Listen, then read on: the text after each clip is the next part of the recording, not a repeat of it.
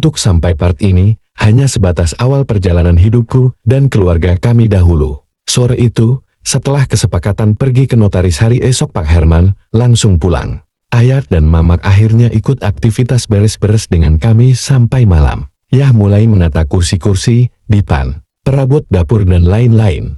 Setelah itu, kami istirahat di kamar masing-masing. Pagi harinya sesuai rencana Ayah dan Pak Herman, mereka berdua pergi naik motor Ayah menuju ke notaris. Sedang aku dan adikku di rumah. Saat itu, aku penasaran karena lingkungan baru. Kami berdua memutuskan berkeliling rumah baru yang terpencil ini. Ada beberapa pohon besar di samping kanan dan kiri rumah ini. Dan di belakang rumah, ada pohon mangga yang sangat besar. Pohon yang besar itu ranting dan cabangnya sampai merambat di atas dapur kami. Di belakang rumah ada bekas tambak yang luas. Setelah itu terlihat hamparan kebun karet. Setelah puas jalan-jalan bersama adikku, kami kembali ke rumah. Waktu kami kembali sudah sore dan kulihat Ayah sudah sampai di rumah. Sore itu kami semuanya berkumpul di ruang tamu. Bang, besok sama adek bantuin Ayah ke kebun dulu ya, pinta Ayah. Iya ya, jawabku. Untuk daftar sekolahnya abang sama adek minggu depan, kata Mamak yang sedang duduk di kursi. Iya man,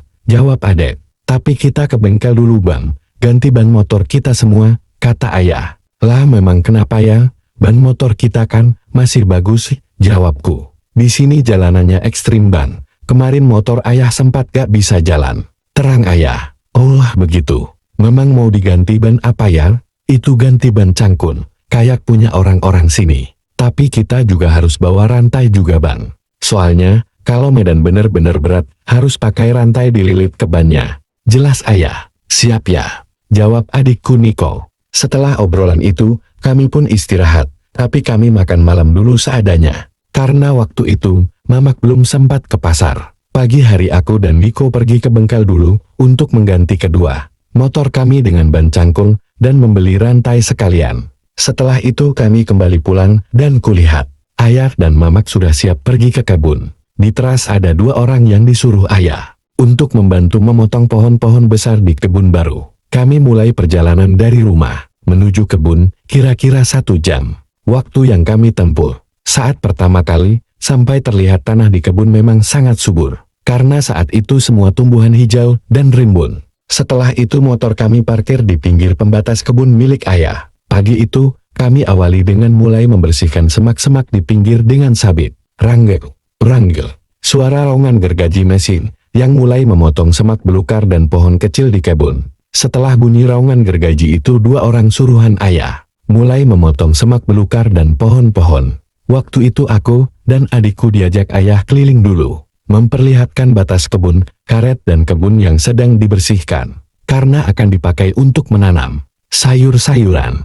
Kebun karet Ayah ternyata luasnya 25 hektar, sedang yang dibabat sekarang 25 hektar juga. Dua kebun ini memang bersebelahan. Di areal kebun karet ada gubuk lumayan besar, tempat untuk istirahat di kala siang hari. Saat itu, kami sudah selesai melihat tapal batas kebun. Kami berjalan menuju tempat Mamak dan dua orang suruhan Ayah yang sedang membersihkan semak belukar. Geruduk, geruduk, geruduk, suara beberapa orang berlari ke arah kami. Ada apa? Kata Ayah yang sedang penasaran. Itu ya, ada ular, jawab Mamak terbata. Ular di mana? Tanya Ayah lagi. Itu pak di tengah semak yang tinggi, jawab orang suruhan Ayah. Sebaiknya siang ini kita akhiri ya, ayo pulang dulu, pinta Mamak. Saat itu kepalaku yang fokus memandang Mama. Karena penjelasannya, pelan-pelan kepalaku tegak berdiri memandang ke arah lokasi ular tersebut berada. Ayo Mak, lari Mak. Ayo Ayah, kataku cepat.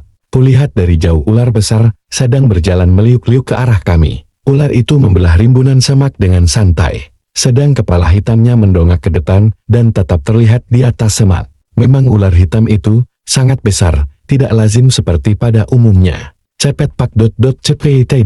kata orang suruhan Ayah. Kami semua siang itu berlari menuju motor yang diparkir di tapal batas kebun kami. Kekecewaan kami semua siang itu. Belum kerja sampai sore, tapi harus terpaksa untuk pulang. Itu juga demi keselamatan kami semua. Ayo cepet pak, kata Mamakku yang mulai panik memegangi motor. Kami naik motor dengan cepat. 3 motor itu saling adu balap di jalan yang licin. Selama di perjalanan kami, hanya diam hanya teriakan motor kami yang saling bersahutan. Aku dan Niko hanya melihat ketakutan dua orang suruhan ayah. Sampai akhirnya kami pun ikut takut karena melihat ekspresi wajah mereka. Sesampainya di rumah kami semua duduk di teras dan masih memakai baju yang kotor serta penuh keringat.